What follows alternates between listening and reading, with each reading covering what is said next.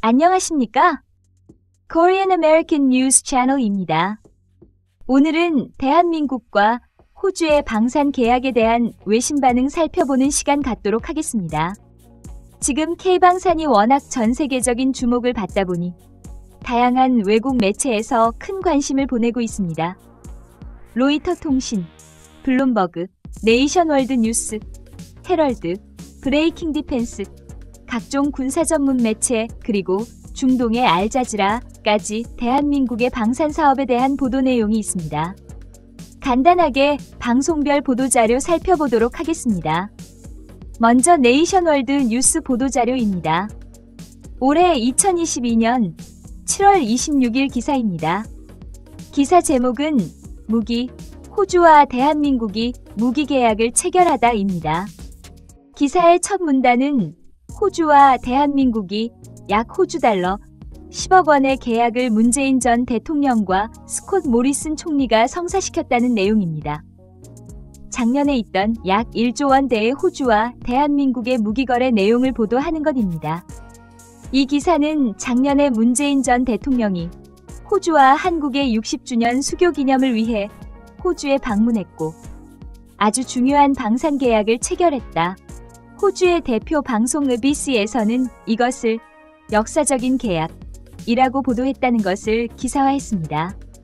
그 밖에 9월에는 미국과 영국, 그리고 호주가 새로운 보안 동맹 발표할 것이며 중국과 인도 태평양 쪽의 해상권을 위해 잠수함이 필요할 것이다. 프랑스와의 잠수함 거래는 파리에서 반발이 심한 것으로 예상된다는 문장과 함께 기사는 마무리됩니다. 다음은 블룸버그 보도 자료입니다. 작년 2021년 12월에 올라온 기사입니다.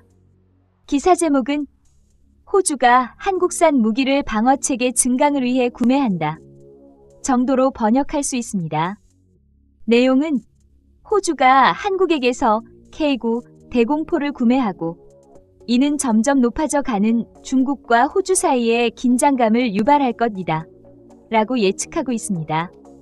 이 기사 역시 마찬가지로 문재인 전 대통령과 스콧 모리슨 총리가 친환경 에너지 거래와 방산 사업에 대해 의견을 나눴다며 특히 스콧 모리슨 총리는 인터뷰에서 문재인 대통령과 나는 인도 태평양 지역의 자유민주주의적인 시야를 공유하며 이 지역이 세계를 평화와 안보를 위한 경제적, 군사적 요충지임을 잘 알고 있다는 이야기를 했습니다. 이 밖에 호주와 중국의 관계, 한국과 중국의 서해에서의 마찰, 그리고 호주와 대한민국의 무역 관계에 대해 설명하며 기사는 마무리됩니다. 다음 기사는 헤럴드 코리아의 보도 기사입니다. 2022년 8월 4일 기사입니다. 제목은 대한민국과 호주가 함께 국방력을 키우는데 합의하다입니다. 먼저 대한민국 이종섭 국방부 장관과 호주 국방부 장관 리처드 말레스의 악수하는 사진으로 보도는 시작됩니다.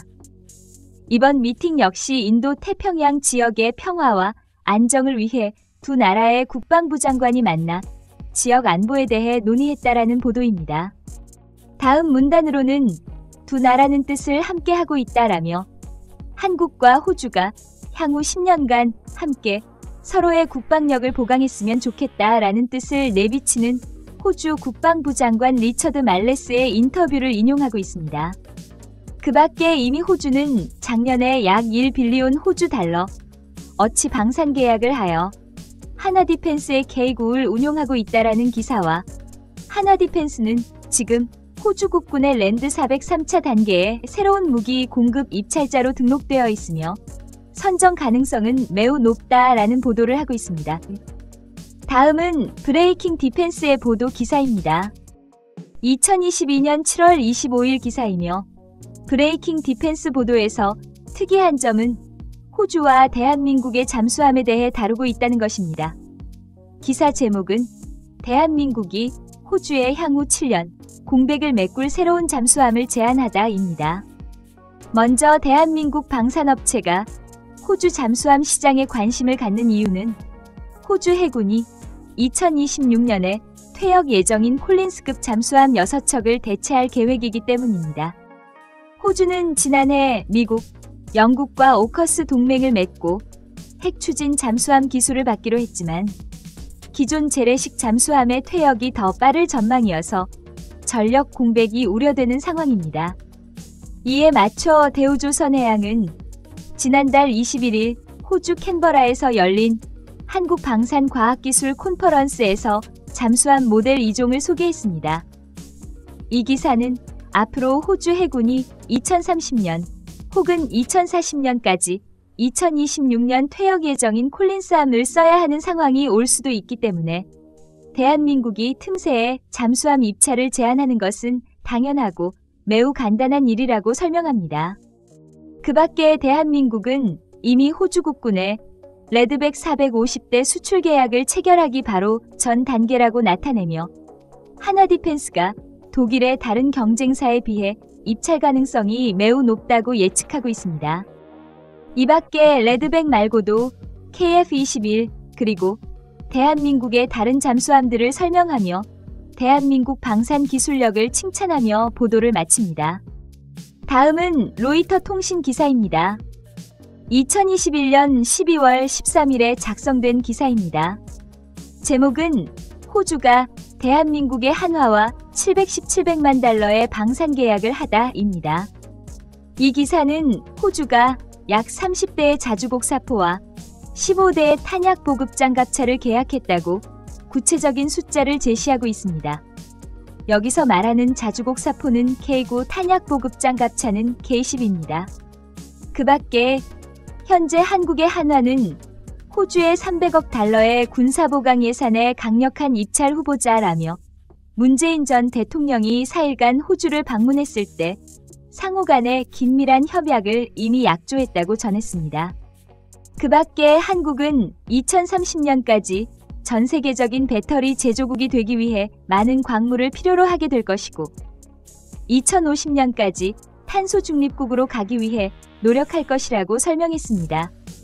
호주는 대한민국 광물 수입의 약 40%의 비율을 차지하고 있다는 보도도 있었습니다. 그 다음은 K방산의 각종 소식에 큰 관심을 보이지 않던 조금은 낯선 곳에서 대대적 보도를 했는데요. 바로 중동의 알자지라 방송입니다. 전 기사와 마찬가지로 2021년 작년 12월 13일에 작성된 기사입니다. 제목은 호주와 대한민국이 717백만 달러의 방산 계약을 체결하다입니다. 이번 기사 역시 문재인 전 대통령과 호주 총리 스콧 모리슨의 사진을 기사 맨 처음에 두고 있고 대한민국이 호주와 호주 달러 약 100억 원어치 방산 계약에 성공했다며 보도하고 있습니다. 특히 이번 회담은 한국과 호주의 수교 60주년을 기념하는 자리였다는 점을 보도하며 두 나라 간의 우호적 관계에 대해 보도했습니다.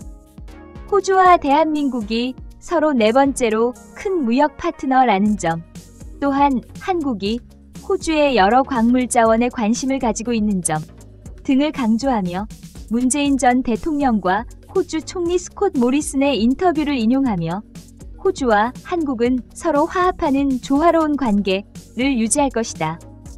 이번 방문은 양 나라에 서로 윈윈이라는 뉘앙스를 주며 보도를 마무리했습니다.